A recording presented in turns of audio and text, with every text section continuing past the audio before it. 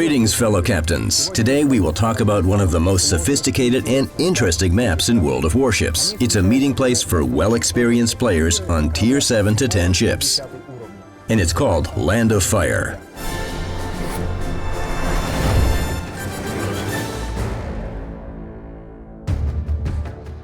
In Update 0.5.11, the map has undergone some minor yet ruthless balance adjustments, and now it's much more comfortable to play on ships of any type. The map resembles an overturned hourglass and generally looks rather symmetrical in relation to lines E and F. This symmetry balances the teams, while islands of various shapes and sizes add a number of interesting routes into the game for both starting positions.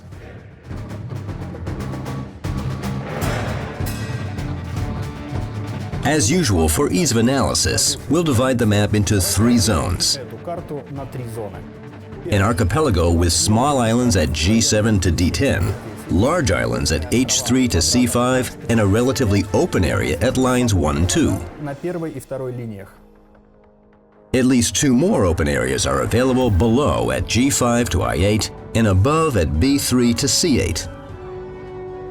Experienced players will instantly know which type of ship should take which direction.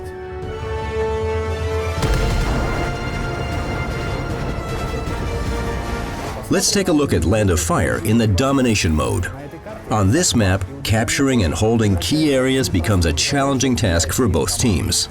A large number of islands can hide not only a destroyer, but also a battleship, which makes quick raids on these points quite a dangerous undertaking. Hence the high importance of reconnaissance and the leading role of aviation in the domination mode. An aircraft carrier will be most useful to the team when moving behind the main forces along lines H and C. And if there are no aircraft carriers in the team lineup, the reconnaissance function should be taken on by destroyers. First, they need to stealthily spot where the teams are sailing at the start, and only then decide which base will be the most advantageous to capture.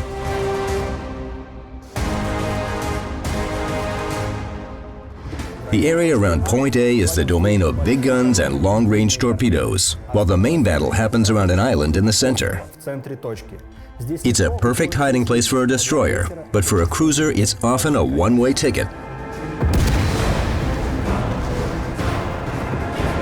Battleships can and should push through this area, while aviation and the quick and light allies must ensure that the enemies are always detected. Because even a single Japanese destroyer can significantly slow down and hinder an attack on this flank.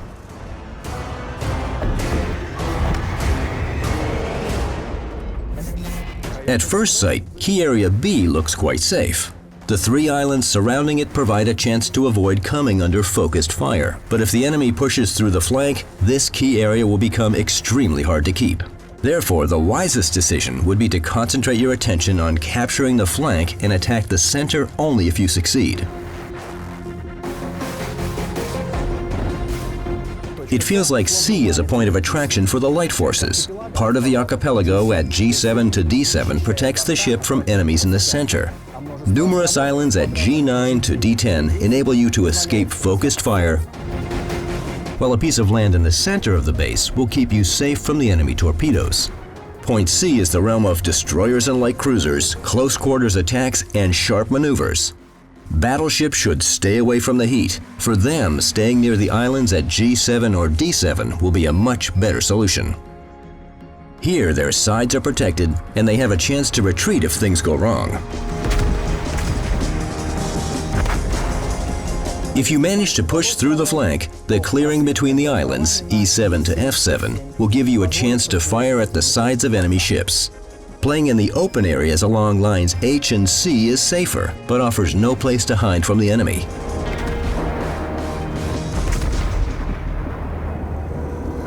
In the standard battle mode, an attack on the flanks would also be reasonable, but don't get too carried away or you'll let the enemy slip through to your base.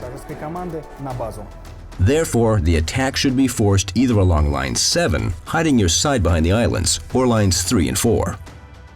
Then, if the allies fail on the opposite flank, you'll still be able to promptly return to defend the base. In any case, captains, always consider the team lineups when making decisions. And remember, this is just one of the maps where, without reconnaissance and coordinated team play, any attack is doomed. Knowing everything about the enemy is half the victory.